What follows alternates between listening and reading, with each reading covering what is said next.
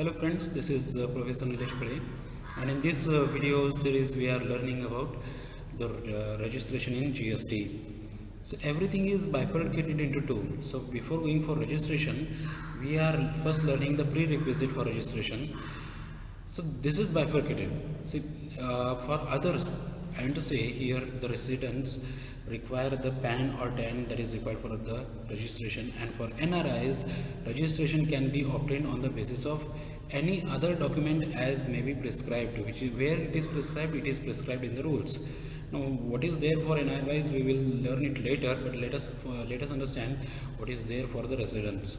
So PAN, that is permanent account number, that is required, or the taxpayer's account number, identification number, TIN number is also fine, is required for the grant of registration. But there is an amendment in this section 25.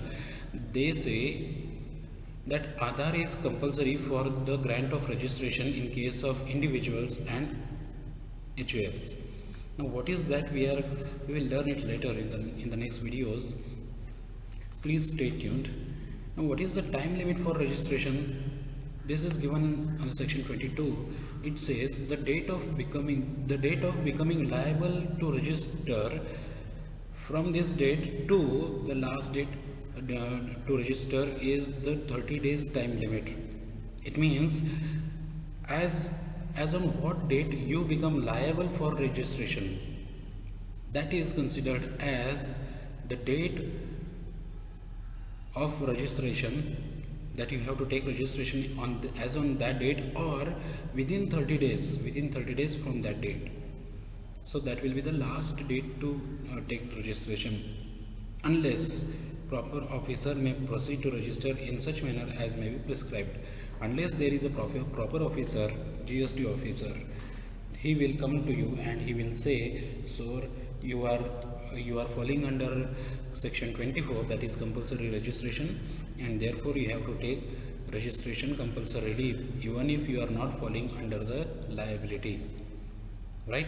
So section 6 we have learned already, that says aggregate turnover. If your aggregate turnover is more than whatever is the limit specified, be that 20 lakh or 40 lakh, so if you are falling within that threshold limit, then you are taking registration, right? That is how we are understanding.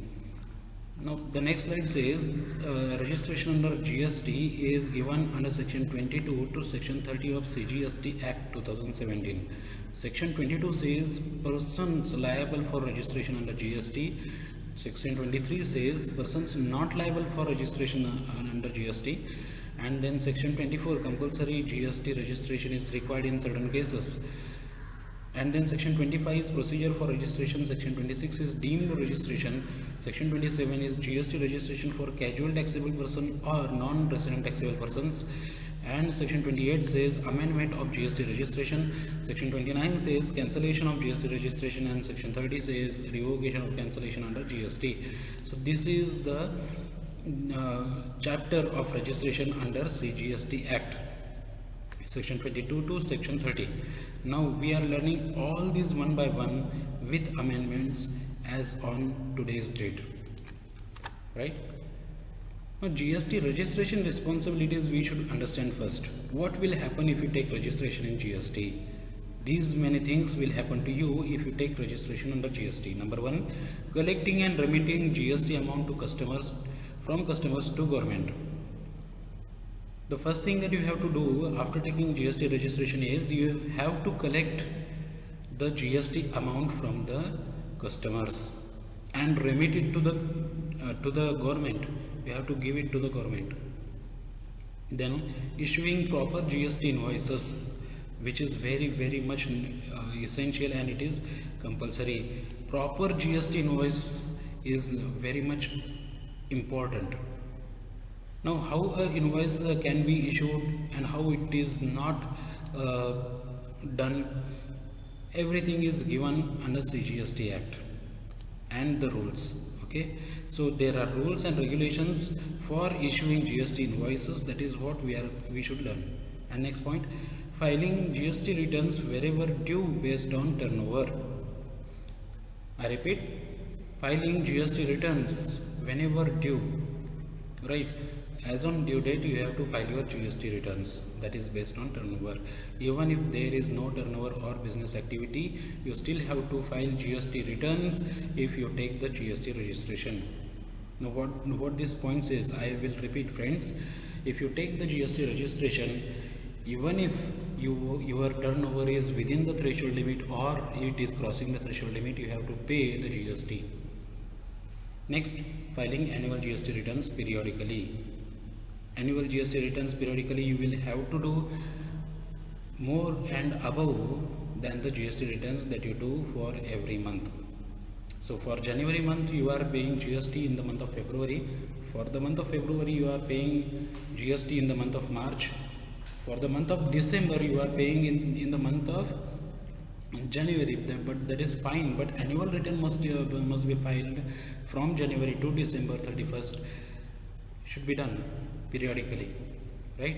So maintaining all records pertaining to GST for a period of 8 years is prescribed. Period of 8 years, friends. This is again important point. See, for how many years will you retain your GST records? For 8 years, not less than this. Can you keep records for 50 years? Yes, it is up to you. Can you keep records for only 1 year or 2 years? No, minimum 8 years, right? So this is what you have to understand. And the documents required for GST registration. What are the documents that is required? Number 1, PAN of the applicant. Aadhaar card is compulsory in case of individuals and HUF, and proof of business registration or incorporate certificate in case of companies, right? In case of any other business entities, business registration will be done, be that partnership firm, be that sole proprietorship, or be that any kind of enterprise. The registration, business registration proof is required, and then identity and address proof of promoters or directors with photographs is necessary, and then address proof of the place of business, this is essential. Address proof of place of business is necessary. Bank account statement or cancelled check is necessary. Why do you want cancelled check? Because every check has account number as well as IFSC code.